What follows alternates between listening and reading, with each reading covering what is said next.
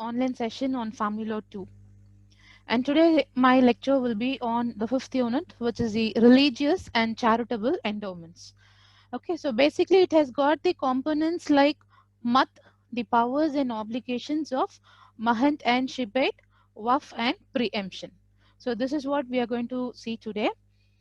So I'll start off with religious and charitable endowments. So basically what is endowments? It means a property which is dedicated for religious and charitable purposes. So there was a customary usage among the Hindus to dedicate the property for religious purposes, mainly under two heads, namely Ishta and Purta. So Ishta means the rites and gifts for the Vedic sacrifices, and Purta stands for all other religious and charitable acts, and for the purpose of unconnected within the Vedic sacrifices. So this usage of Ishta and Putta have been considered as means for going to the heaven. Clear? So, but merely by making gifts or performing sacrifices, a charitable or religious endowments does not come into existence. So, an endowment will come into existence only when some property or fund is dedicated for a religious or charitable purpose or object. So the most important endowment institution in Hinduism are Devasthanams and Mats. So the present statute governing issues related to this concept in Hinduism is the Tamil Nadu Hindu Religious and Charitable Act 1959, which is shortly known as HRNCE Act. Clear? So moving on to creation of endowments. So what should be the essential factors for creating endowments?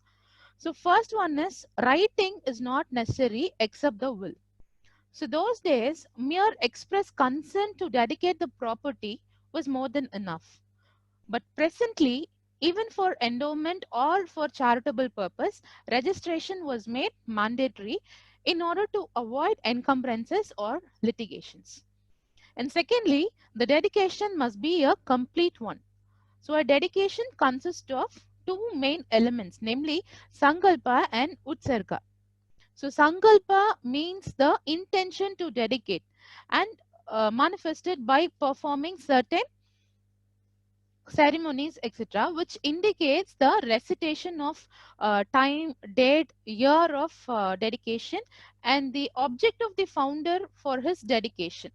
Okay, whereas the Utsarga completes the gift. So it implies renunciation of the ownership by the giver in the thing given. But under modern Hindu law, in today's scenario, it is not mandatory to undergo these performance of formalities or ceremonies before the endowment becomes valid and binding. So the dedication is complete as soon as it is established that the founder intended to make a gift in favor of a charity and he had divested himself to the ownership of the property, which is the subject matter of the endowment. Clear? But the actual installation of the deity in the temple is not necessary for the completion of the gift. So therefore, even in the absence of a ceremony like Sangalpa or Samarpana of the deed, dedication may be established. Suppose if an endowment is created by a will, that will has to be in writing and attested by at least two witnesses, and sometimes even probation or proving a will may also be needed. But if the property is transferred by way of the gift to trustees of a temple, it is transfer of property and it is immobile. If the immobile property is worth more than 100 rupees or more, then the registration was made mandatory. Clear? So thirdly, the subject matter must be specific. So the words of the gift used by the testator must be unambiguous and the subject matter of the gift must be well defined and certain. So any uncertainty about the subject matter of the dedication will be fatal to the creation of an endowment.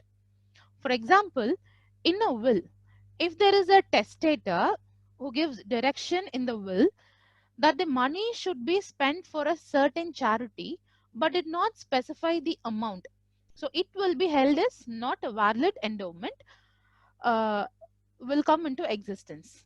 But on the other hand, if the scope and the object of the endowment is well defined and is stated that out of certain property, such sum should be spent as would be necessary, then the dedication will be valid. Clear? The next one is object must be definite.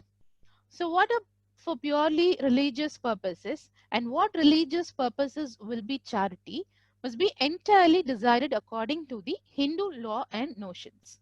Clear? So in Manorama versus Kalicharan, I repeat, in Manorama versus Kalicharan, the testator directed his executors, inter alia, to set apart a sum not exceeding rupees 25,000 for the distribution among his poor relations, dependents, and the servants.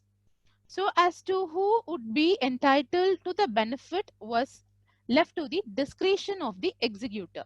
And the court held that this bequest is to be a valid one. Clear? And fifthly, the settler must have capacity to settle the endowment. That is, the settler must have a sound mind. He should be a major. He should not suffer from any legal disqualification under the Dayabhaga school. So the father as well as the co-partner have absolute power over all the properties, either self-acquired property or inherited property. Okay, so thus a father will have a full power of creating endowments in Hindu. Whereas Kata under Mitakshara school has no power to make a gift or otherwise alienating the joint family property. Okay, so with the consent of the other co-partners, that is possible.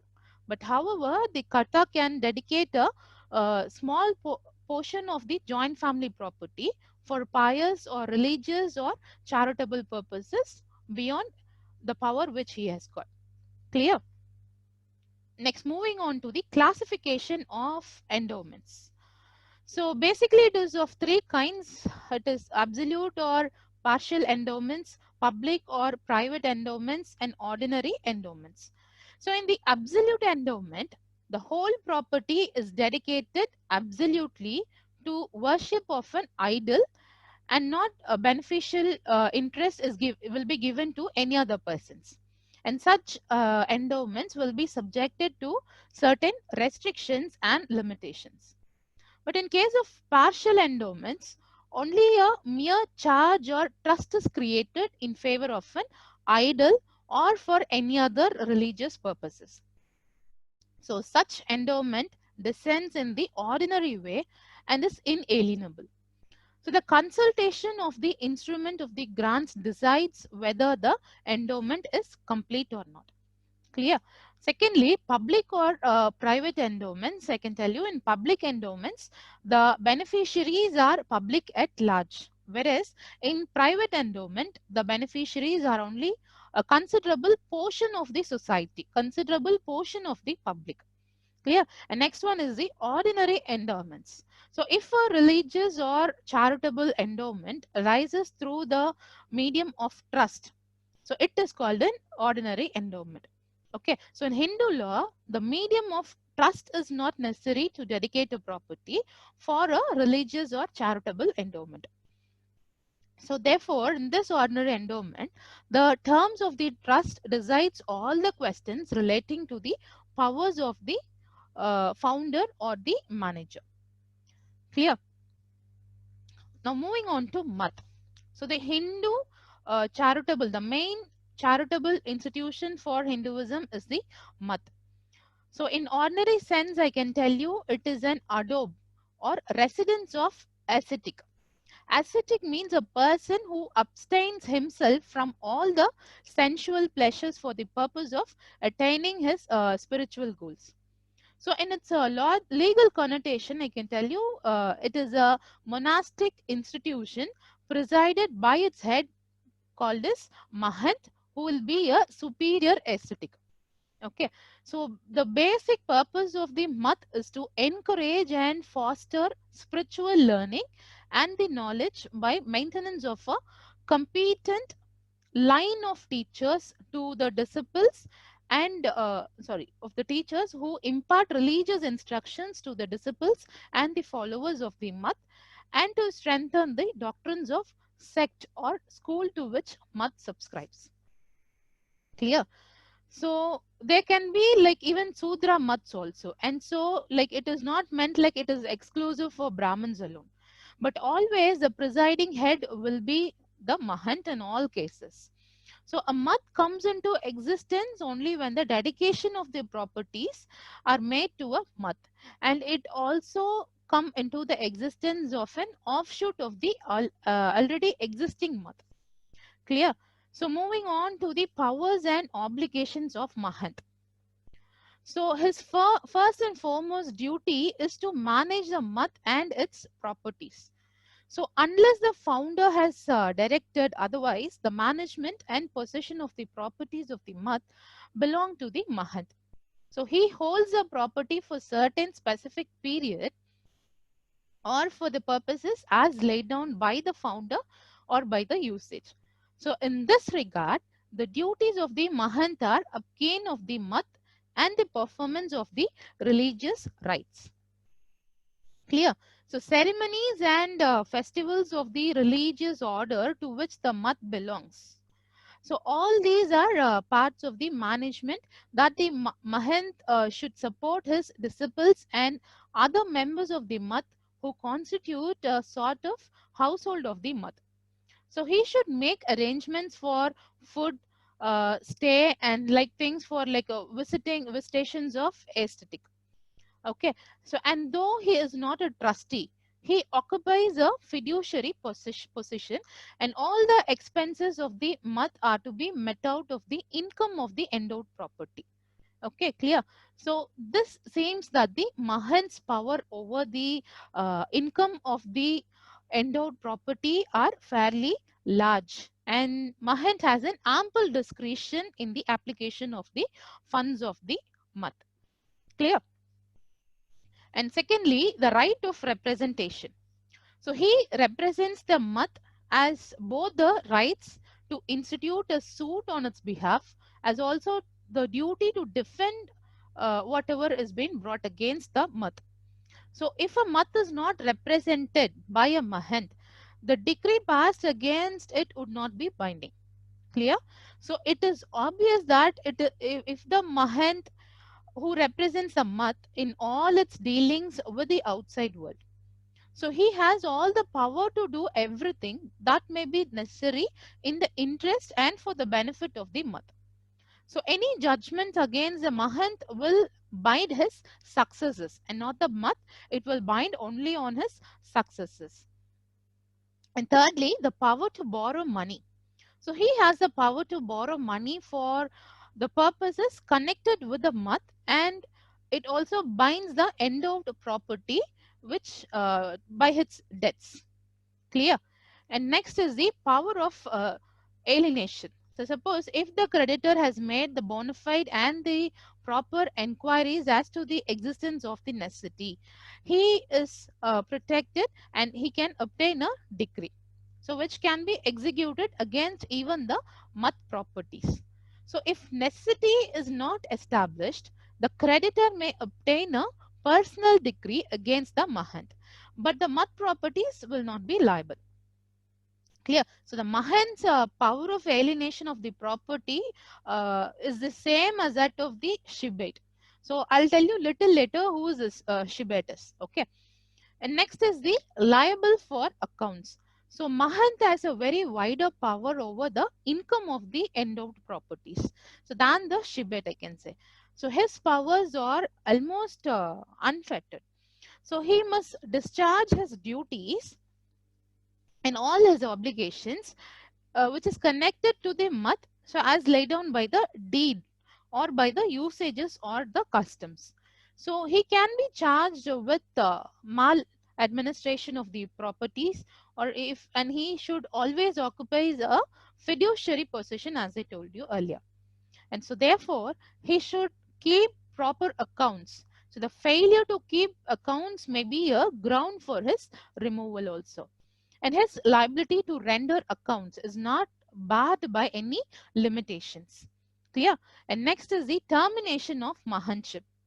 So apart from the termination of the Mahanship on the death, also the holder of the office, there are two ways by which a Mahanship will be terminated. That is either by way of relinquishment of the office by himself during his lifetime. So he himself can relinquish his position during his lifetime, or by removal. That is, he may be removed from the office on account of his mental infirmity or bodily disease, or on the account of mismanagement or any waste, etc.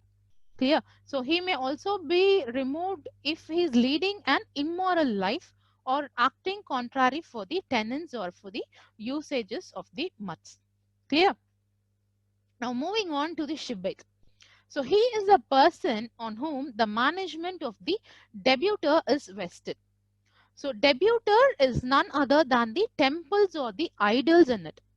Clear? It is either the temple, the whole temple, or the idols inside the temple. So it is a basic rule of the Hindu law that whatever idol may be installed in a temple, or whatever deity or uh, god or a Hindu may worship, the idol represents the supreme god and nothing else. Okay, so it just represents the supreme god. So this implies that dedication of the property is not to the image that is installed inside the temple, but it is only for the supreme god. Clear? So usually this Shibait will be called as Dharmakarta in Tamil Nadu and Andhra Pradesh, and Panchayatar in Tanjore and Malabar. So he will be appointed by the founder of the endowment. And in broad sense, I can tell you he is like a manager for the temple, and with regard to the endowed properties also. So he is more like a trustee, and usually he is deemed to be a holder of an office of the dignity. So he is one who serves and sustains the duty whose image is installed in the shrine. Okay, so it is inside the temple. So, but also there is considerable difference between the position and functions of the Dharmakatas and the Pujaris or Archakas. So, Pujaris or Archakas may also be appointed by the founder, but he is just a servant of the Shibait, and none of the rights and obligations or powers of the Shibait would be transferred to the Pujaris or the Archakas. So in its true conception, a Shibaitship is either a ministrant or the deity of its manager. Clear? So now moving on to the powers and obligations of Shibait. So usually the duties of Shibaits are both spiritual and temporal. Okay, so again his first and foremost duty is to manage the debutor. So he must perform sevas and pujas for the idols, and the custody of the idol belongs to him, this person. Okay, but he is required to use a reasonable care, and since he is like a trustee, he cannot make profit out of the properties or use them for his own private or personal gains, and he should keep his proper accounts also. And so he is not entitled for any remuneration unless provided by the founder in the endowment itself. Clear? But ordinarily, he has the right to offering made to an idol.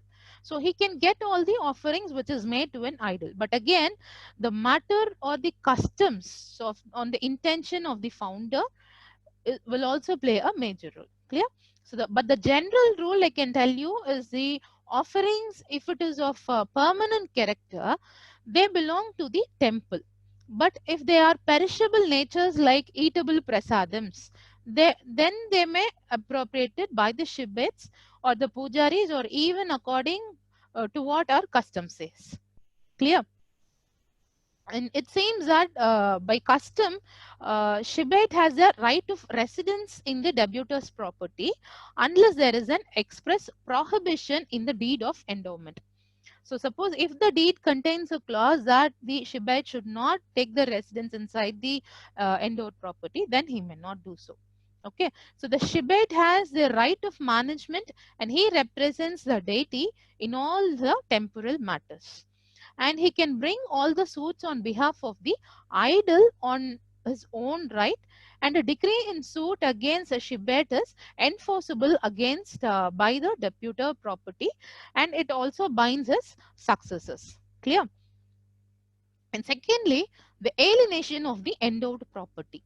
So the power of alienation is a power which shibet can exercise only in exceptional circumstances. Okay, so he may borrow money by simple like loans or some security, or if may necessary he may sell some of the properties also. But even if the deed of endowment is expressly prohibits the shibet from alienating property, then he has no power or to alienate, and the alienation will not be held as a valid one. So this is also the possession of the mahant in respect of the endowed property. So as I told you earlier, the possession of mahant and shibet is the same when it comes to the alienation of the endowed property. Clear? But in respect of the shibet of the Mahan's rule of alienation, power to alienation, the rule which is laid in Hanuman Prasad applies here. Okay, so the burden of proof is on the alienee. So an alienation of shibet or mahant is merely voidable, and not it is not void, it is merely voidable. But however, the alienation of the entire endowment is void, and the alienee will not get any title or anything. And similarly, if the endowed properties are alienated as a personal properties, the alienation is void. But their power of giving a lease of the endowed property are very limited. Clear? And third one is to file a suit on behalf of the deity. So a suit by worshipper or as an ex-friend of the deity for the declaration that an alienation made by the shibet is null and void, or to restrain him from a permanent injunction from alienating the debitor property will be maintainable. Okay, so even a suit by pujari will be valid. So similarly, where a person claiming to be a de facto shibet filed a suit praying that a scheme for the management of the property of the deity be like drawn up to an to ensure proper management of the debitor property. So it was held that such a suit was also maintainable. Okay, so next one is the specific enforcement of contract. So where a shibet enters into a contract for the sale of a debitor property for the legal necessity, the contract is specifically enforceable. Clear? And lastly, it is the legal necessity and the benefit of estate. So there is a long line of cases on the subject as to what amounts to legal necessity or benefit of estate. So broadly speaking, I can tell you, shibet has the power to alienate the property for carrying out the seva or pujas of the deities, and for replacing the debitor property and the other possession of an idol, or for institutioning or defending the suits in respect of the endowed property. Clear? So shibet has no power of granting permanent leases also. So only when the alienation is challenged, the burden of proof is that the alienee, the rules in respect of the alienation of the endowed property are more or less the same like the powers of the karta in alienation. Clear? So next, moving on to Waqf. So Waqf is an exclusive charitable and endowment institution for Muslims. Clear? So in literal meaning, I can tell you it is nothing but detention. So Waqf means detention. And here I have a small story to tell you on the origin of Waqf. So how this concept was traced out in our society. So one Mr. Omar Ibn al-Khattab went to the Prophet and told him that he has obtained some valuable property in Khyber. It is a place called Khyber, and requested for his advice as to what to be done with this property. And the Prophet advised him that to make the property itself inalienable and to give the profits from it to the charity purpose. So Omar also acted accordingly and also laid that the property would not be sold or given away in the gift or inherited. So he directed that out of the income of the property, charity should be given to the needy and his relatives or slaves, and they all should be set free basically, and the provision should be made for the travelers and guests, and should be all the other persons, that is poor persons, should be entertained. Okay, so the prophet's definition for the waqf was to tie up the substance and give away the fruit. So I repeat, according to prophet, the definition of waqf is tie up the substance and give away the fruit. So after centuries, I can tell you this concept was followed in such a way that not merely the land, but all types of property, either movable or immovable property, were made the subject matter of the waqfs. So in India, currently there are about like 1 lakh waqfs valued is more than 100 crores of rupees. Clear? So as rightly defined by Abu Hanifa, a waqf is the tying up of the substance of the property in the ownership of the waqf and the devotion of its usufruct amounting to aria or commodate loan for some charitable purpose. So it has three main essential elements. That is, the ownership of the founder of the waqf is extinguished. And secondly, the property vests in the ownership of God. So perpetually and irrevocably. Okay. And the usufruct of the property is used for the benefit of the mankind. Clear? So moving on to the characteristics of waqf. So the property should vest in God. So the outstanding feature of the waqf, I can tell you, is the ownership of the property will be uh, dedicated for the waqf which lies with the God. So once the dedication of the property is made to the waqf, the ownership of the waqf, that is a person who is dedicating his property, will be called as waqf. So once if this dedication is made, the ownership of the waqf will be extinguished and it will be transferred to God. So the creation will be based on the legal fiction. So the fiction being the property is that the property vests in the God and its perpetuity, and the income of the property will be permitted to be utilized for certain specified purposes which are recognized as pious or religious. Clear? And in respect of vesting of waqf property in God, there is no distinction between Shia waqf or Sunni waqf or even a public or private waqf. Clear? And secondly, the waqf must be a permanent one. So the Muslim waqf must be created for an unlimited period. If it is for a limited period, it is not a permanent waqf. So in short, I can tell you the perpetuity is very essential feature for Muslim waqf. So even in the case of family waqf, the ultimate benefit must be like expressly or impliedly reserved for the poor or for any other purpose recognized by the Muslim law as a religious, pious or charitable purpose for a permanent in nature. So similarly, a waqf will not be permanent if the waqf nama, that is a waqf deed, contains a condition that if the properties are mismanaged, then the property should be divided among the descendants of the waqf. Clear? And thirdly, the waqf must be irrevocable. So once constituted validly, a waqf cannot be revoked at any cost.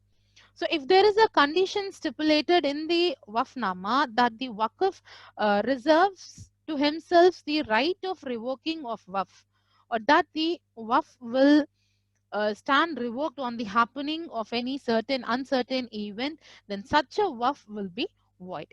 Clear? But however, a waqf has a right at the time of dedication to reserve to himself the power of altering the beneficiaries, either by adding to their number or by excluding some other persons. Clear? So that can be done. But the property on the whole should not be revocable to the waqf. Clear? Suppose if that has been made, then such conditions does not amounts to like revocation of the waqf. Clear? And similarly, The power to amend the waqf may be reserved, but not the absolute power of changing the objects of the waqf. Clear? So the objects of the waqf is very essential for the waqf.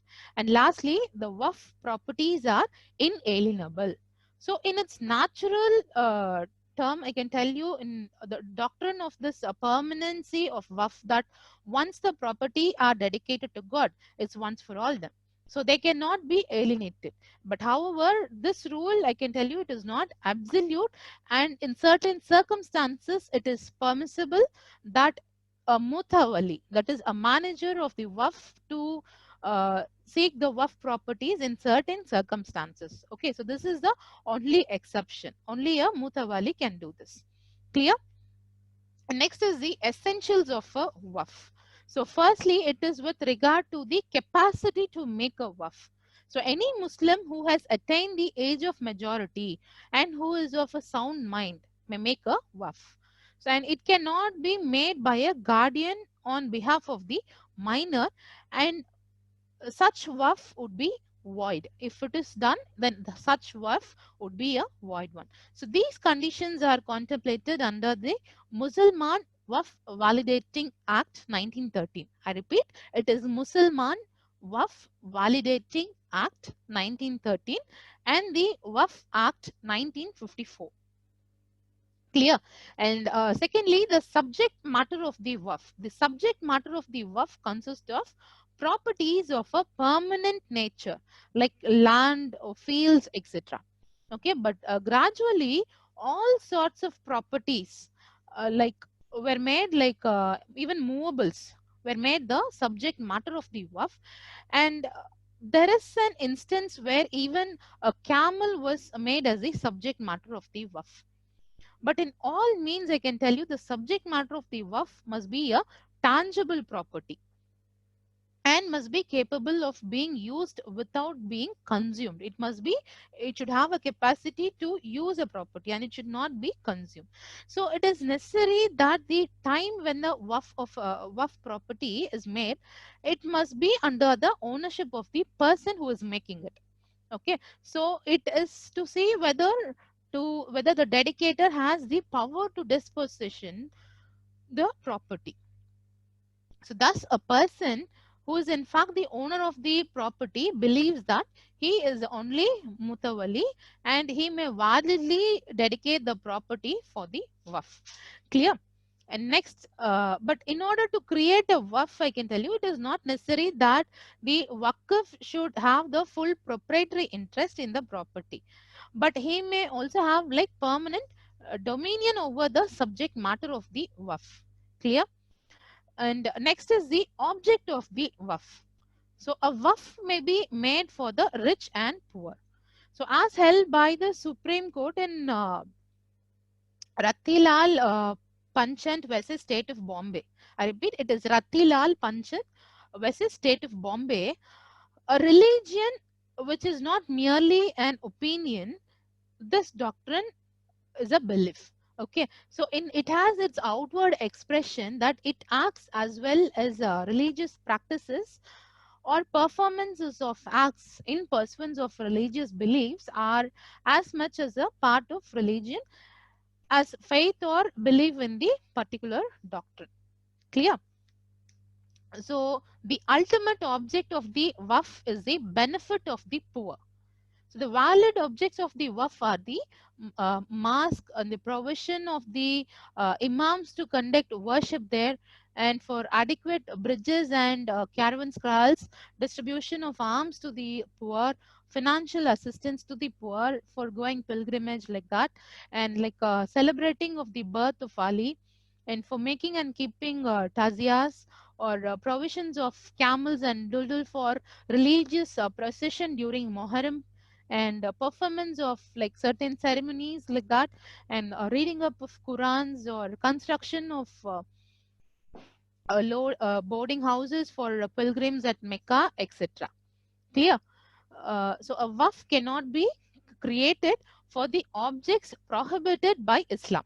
So any conditions where it is being prohibited by Islam, for such purposes, waqf's object cannot be like maintenance of a church or a Hindu temple, etc. Clear?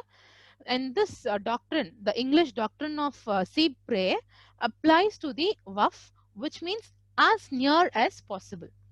So this doctrine lays down that if a charitable intention has been expressed by the dedicator, a waf will not be allowed to fail because the object specified by the settler has failed in such a case. So the income will be applied for the benefit of the poor or the objects as near as possible to the object, okay, and that which has failed. So this doctrine applies only if the original waf is valid. Clear? So a waf which is already valid for uncertainty cannot be validated by the application of this doctrine. Clear? So next is the formalities of a waf. So there can be no specific form in which a waf have to be like created. Okay, so it may be in writing or it may be in oral, but even the word waf may not be used.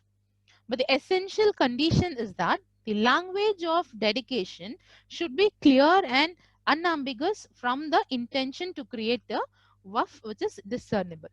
Okay, so even when it is not clear as to whether a grant constitutes a waf, the conduct of the grantor and his statements, the surrounding circumstances, and the manner in which the property is treated will be looked into the fix it out whether the intention of the grantor was to create a waf. Clear? So a waf comes into existence only on mere declaration of the endowment, but by the owner of the property. Okay, but under Shia law, I can tell you a waf cannot come into existence under declaration of waf if accompanied by the delivery of possession. Clear? Next, moving on to doctrine of preemption, which is otherwise called as Shufa. Okay, so this doctrine means the right to acquire by compulsory purchase of immovable property in a preferential manner when compared to the other persons, other outside persons. So the main object of this doctrine is to prevent the introduction of a stranger among the co-sharers. Example, I can tell you, if A and B are co-owners of an immovable property. Okay, A and B are the co-owners of an immovable property, and now A sells his share of the property to C instead of selling it to B. So by means of rights of preemption, now B can call upon C and compel C to sell the property to him. Okay, so thus this is a right which the owner of the immovable property possesses to acquire another immovable property for the price for it which it cannot be sold to another person. Clear? So next is the essentials of the doctrine of preemption. So it is the right of the owner of certain immovable property to obtain the proprietary possession of certain other immovable property and not his own property. Clear? But such right is in substitution of the buyer who has already purchased the other immovable property. So the terms of purchase of the immovable property by the owner are the same as that of the purchase by the other buyer. So the objective of the preemption is the quiet enjoyment of the property. Clear? Next is the requirements of the preemption. So the preemptor should be the owner of the immovable property. So this is the very essential condition. He should have certain rights over the property, that is unsettled property. Okay, and he should be a Muslim who should get covered under this particular act. The sale must be done by some other owner, and the buyer need not be a Muslim, and the demands of the preemption should be made. Clear? Next is who can preempt. Basically, who can claim under or who can take the shelter of this umbrella. That is under, we have like two different conditions. That is under Sunni law is different from Shia law. So under Sunni law, I can tell you the co-sharer is a property, which is otherwise called as Shafi'i Sharik. Clear? The co-sharer is otherwise called as Shafi'i Sharik. So a participator in the immunities and the appendages of the property, that is a participator in the right of a way or a right to discharge water, who is otherwise called as Shafi I Khalid, and a neighbor or owner of adjoining immovable property, who is otherwise called as Shafi I Jar. But whereas under Shia law, I can tell you only where there are two or more co-sharers in the property, preemption is possible. Clear? So next is circumstances in which the right of preemption may arises. So only in the cases of sale, this right is applicable. Okay, and such sale must be valid and bona fide, and a mere intention to settle the property can never be a sale. Okay, so sale includes exchange but not a gift. It is not a gift, it's just mere exchange for consideration. And a waqf or inheritance, a bequest, or even lease in perpetuity, lease which is like, which will be followed even after some 100 years. Okay, and secondly, only on the completion of the sale.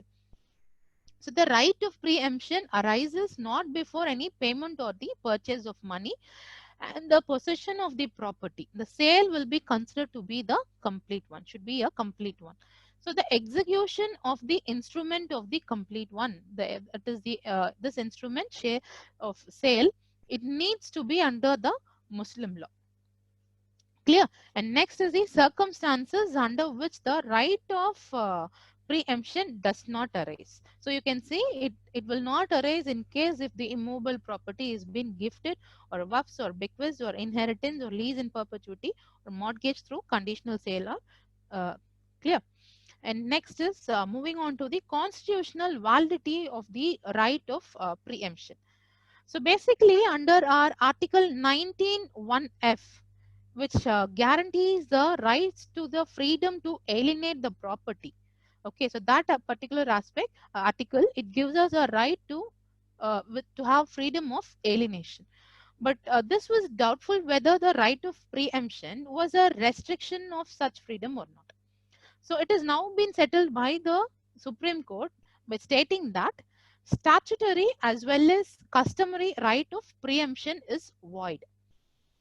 Okay, and in case of co-ownership, where the property is undivided, the right of preemption is a reasonable restriction and hence it is valid.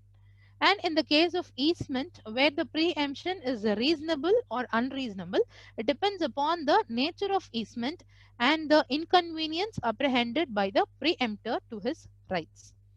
Clear? And next is the circumstances under which the right of preemption ceases. That is, when does it comes to an end? Okay, so first one is the death. So by the death of the preemptor during the pendency of the suit for preemption, uh, it extinguishes the right of the preemption in some cases of Sunni law. But under Shia law, the suit may be carried on by the heirs or by the deceased preemptor. So even under the Indian Succession Act, I can tell you the suit may be continued by the executor or the administrator, as the right will not get extinguished as per the after the death of the preemptor. Clear? The second one is acquiescence. So if the preemptor, either by taking the lease of some property from the purchaser or the failure to make demand, he is deemed to have acquiescence in the sale and thus he loses his right to preempt. Clear? And thirdly, if in the suit for the preemption, the preemptor joins another person as co-plaintiff, but the co-plaintiff has the right to preempt, then such right for the preemption will be lost. Clear?